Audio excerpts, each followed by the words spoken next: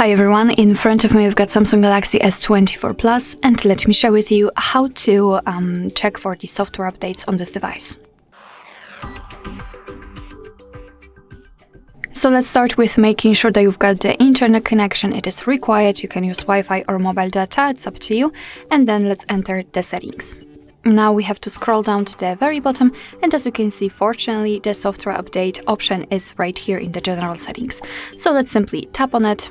Let's tap on download and install, and as you can see, your device will right now check for the updates, and basically you can meet two different scenarios. So this is the first one, when your device, your software is up to date and you actually do not have anything to download, and the second scenario where you will be able to download the update. Your device will of course show you the information about it, so the name of it, what has been fixed, added, etc. And you will be able to simply tap on download or install, and your device will update the software.